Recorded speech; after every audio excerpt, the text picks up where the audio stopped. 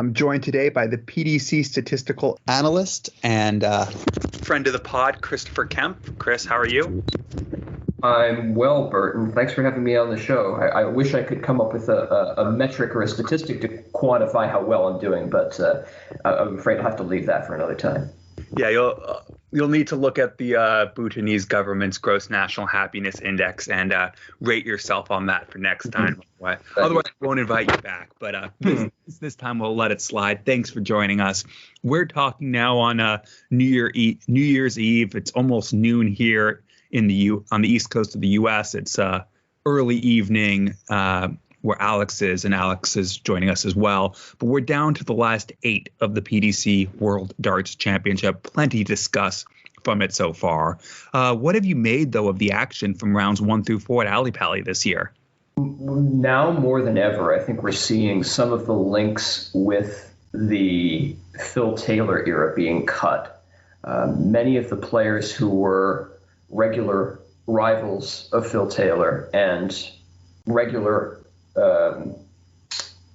finalists and semifinalists in the big ranking tournaments are now very low down in the rankings. They've been beaten ignominiously in the tournament, and the path has been cleared for younger players, and especially the youngest player, Luke Littler, to make their mark in this tournament.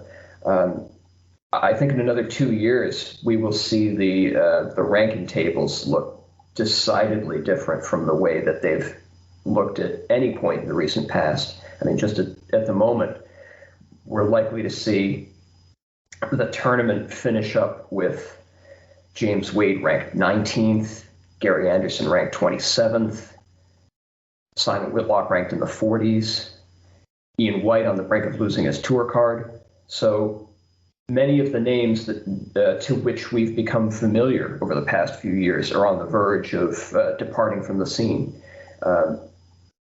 We may look back at this year as a real turning point. And to be sure, Luke Littler's accomplishments in this tournament have been remarkable. But I think we ought to also save a word for the incredible performances of Chris Dobie, who has not had the acclaim that he deserves for defeating Michael Smith in such a fashion, Ross Smith, in a very exciting match.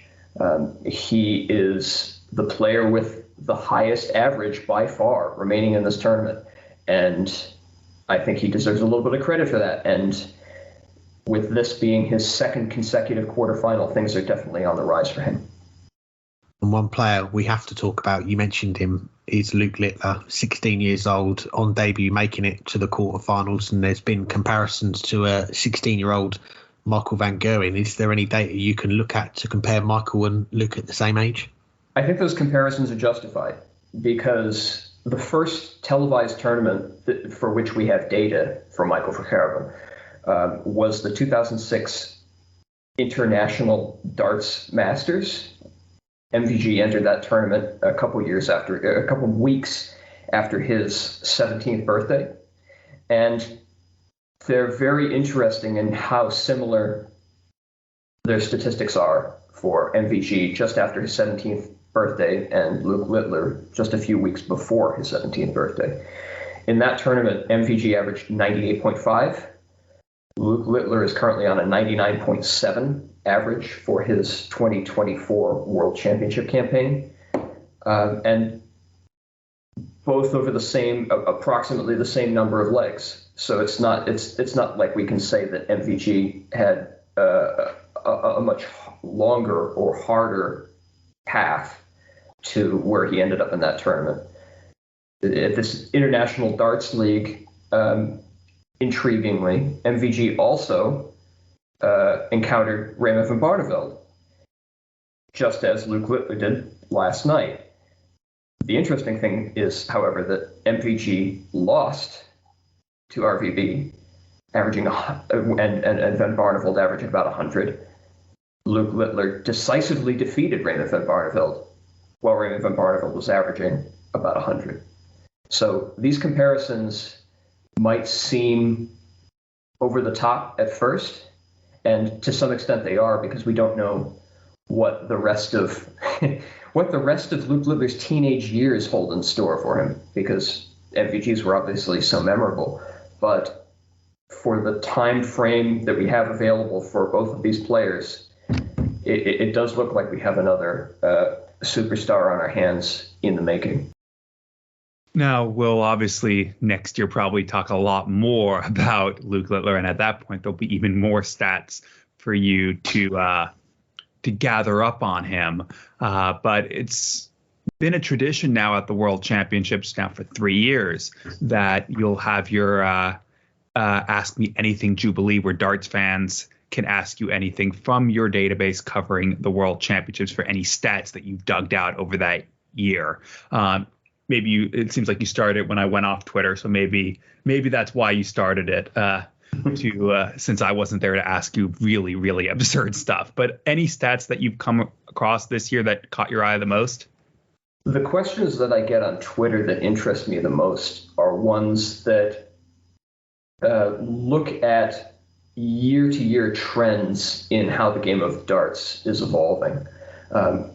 Most of the questions I get are about random occurrences. Has this happened before? How many times has this happened before? But I did get an interesting question from little Richard Ashdown, who wondered if there had been a year-on-year increase in the number of double-double checkouts, because there was a time when a 100 checkout accomplished via single 20, double 20, double 20 was seen as sort of an exhibition shot and almost in poor taste to take out in the middle of a match. But through the research that I've done over the past 6 years of dart by dart data from the World Championship, the frequency of those checkouts is definitely increasing. Nearly 1% of all checkouts in the World Championship nowadays have some double component, and that's 3 times the rate of where it was even 6 years ago. So just as we've seen in the long term with the increase of the use of treble 19s and alternative checkout routes, the increasing likelihood of seeing double checkouts suggests that there's really no such thing as an exhibition shot anymore. Players are much more attuned to finding the most likely routes to a checkout, the most likely routes to a setup that will result in them winning a leg, regardless of how it's accomplished. So it took 6 years of gathering all the dart by dart data from the World Championship to get there, but that is the sort of insight that I think is really valuable that comes out of all the work that I and other statisticians have done. Definitely. And one stat you posted during the World Championship was that the second round, it was the second best in terms of averages since the tournament expanded to 32 seeds back in 2006. Is that another sign of the overall strengthening depth that there is in darts now? It certainly is. But I think it's too much of a stretch to say that, for instance, the standard improves every year. I don't necessarily think that's the case. Maybe in the future we'll be able to look back on the past decade or two of results from the World Championship and see a consistent trend line increase over the years. But I think it's been clear that over the past 7 or 8 years, we've hit sort of a plateau where the standard is uniformly very high and very good, but not necessarily increasing. Now, if you expand the time window a little bit and look back at, say, the early 2000s compared to today, there's no comparison at all. The standard has dramatically increased since then. I mean, it was in 2004, it was possible to win, for a player to win a round of 32 match while missing 65 finishing doubles. I mean, can you imagine that happening today? It seems almost impossible. Same thing with in 2009, where there was a preliminary match. Maybe this was 2010, but there was a preliminary match between qualifiers from Japan and New Zealand, where there were multiple legs, where after 21 darts thrown, neither player was on a double. I don't think we are ever going back to those days, which is great news for darts fans. But the Pro Tour in particular has had such a depth of talent for so many years now that it's hard to imagine that we can see another quantum leap in the standard over the next decade or so that we've seen since the real dominant years of Phil Taylor's career. Before dart was thrown, Luke Humphries was the favorite to win the title. He survived a couple scares, including last night's thriller with Joe Cullen. You mentioned 65 missed darts at double. We got an eighth of the way there in just one leg in that match. But obviously that was an outlier leg. What have you made of his rise over the past few months from a player who we were waiting to have that breakthrough to now a multi-major champion in just a couple months' time? Well, he's not merely a multiple major champion. And I think there's been a little bit too much willingness to look at Luke Humphries' recent victories as lucky breaks. Certainly, he did get a bit of luck, as all players do, when his opponents missed doubles that would have resulted in, for instance, him losing the Players' Championship Finals when MVG had such a commanding lead at the end of the match, or last night when Joe Cullen missed 2 darts to defeat him in the deciding set. But I say that he's not merely a 3-time major champion, if you want to call those majors,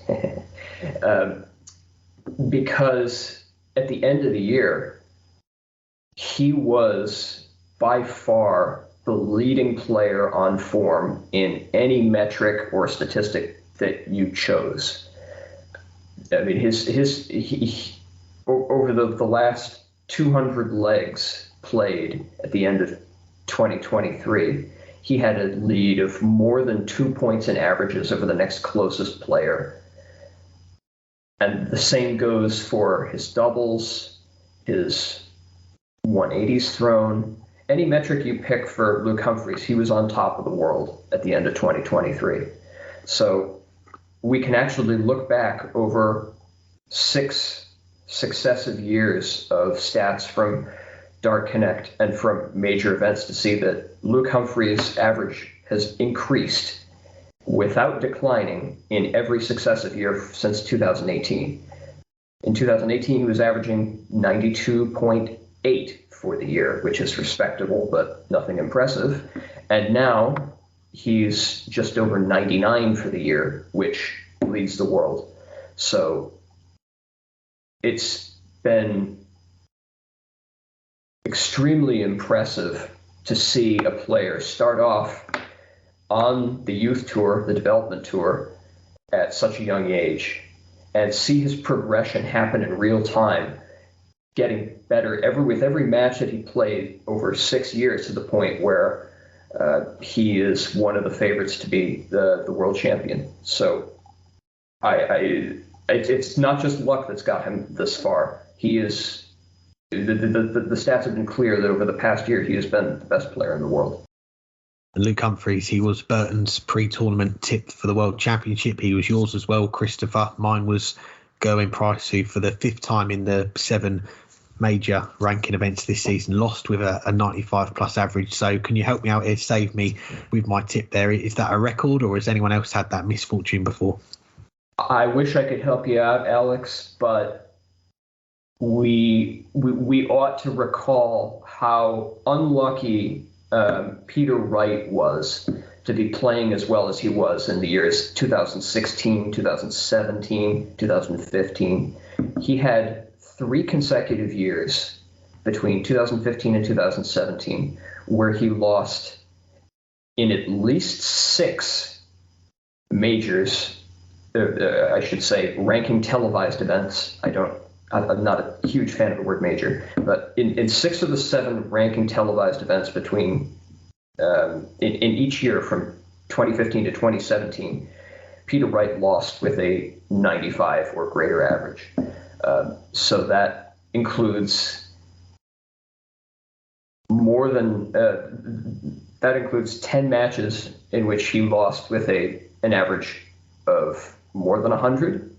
So all those, with many of those losses coming at the hands of Michael van Gerwen or Phil Taylor, it really becomes apparent that as unlucky as Gerwin Price was to have lost all those matches with a 95 or greater average, it's really Peter Wright who can say, I've been there, my friend.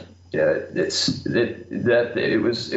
were very tough years for Peter Wright, and it doesn't look like they're going to be getting any better for him anytime soon.